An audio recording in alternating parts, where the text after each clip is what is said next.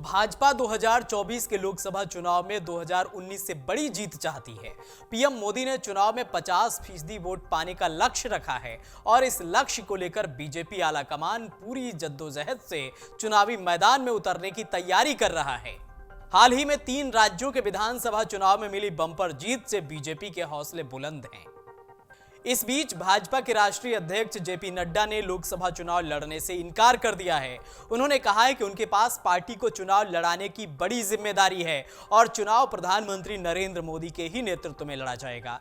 लेकिन उनके अलावा पार्टी संगठन के कई बड़े नेता चुनाव में उतर सकते हैं। इनमें पार्टी के महासचिव, सचिव से लेकर राष्ट्रीय प्रवक्ता तक के नेता शामिल हैं। भाजपा महासचिव दुष्यंत गौतम अपने लिए दिल्ली की उत्तरी पश्चिम सीट चाहते हैं।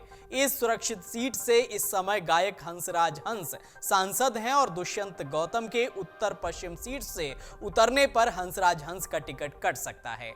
हालांकि चर्चा है कि उन्हें पंजाब की किसी सीट से चुनाव में उतारा जा सकता है। दुष्यंत गौतम की इस मांग से अलग भाजपा उन्हें दलित बहुल इलाके पश्चिमी उत्तर प्रदेश की किसी सीट से चुनाव लड़ाने पर विचार कर सकती है। पार्टी का मानना है कि इससे दलितों को पार्टी के पक्ष में लाने में मदद मिल सकती है। पार्टी के चर्चित चेहरे संबित पात्रा इस समय अपनी लोकसभा सीट पुरी से तैयारियों में जुटे हैं। पिछले लोकसभा चुनाव में भी पार्टी ने उन्हें पुरी सीट से मैदान में उतारा था, लेकिन बेहद मामूली अंतर से पात्रा चुनाव हार गए थे।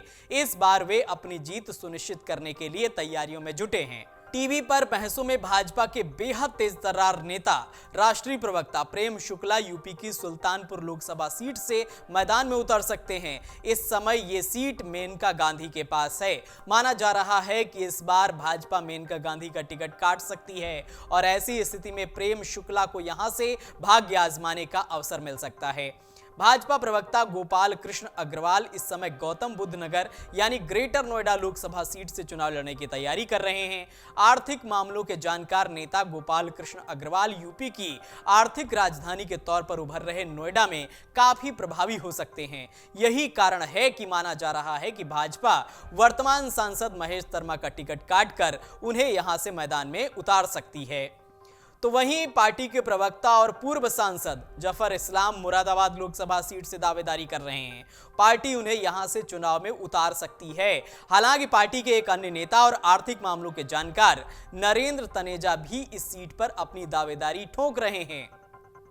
तो इस तरह से बीजेपी के तमाम बड़े नेता अब की बार लोकसभा चुनाव में उतरने की तैयारी कर रहे हैं और वहीं बीजेपी के राष्ट्रीय अध्यक्ष जेपी नड्डा ने चुनाव नहीं लड़ने का ऐलान कर दिया है। उन्होंने कहा है कि पार्टी के बड़े नेताओं को चुनाव लड़ाएंगे और पार्टी का नेतृत्व कर रहे हैं। उन्होंने एक बड़ी बात यह भी कही है कि चुनाव नरेंद्र मोदी के ही नेतृत्व में लड़ा जाएगा। फिलहाल बीजेपी लोकसभा चुनाव की तैयारियों में पूरी तरीके से जुटी हुई है और 2019 से बड़ी जीत 2024 में दोहराने की कोशिश कर रही है।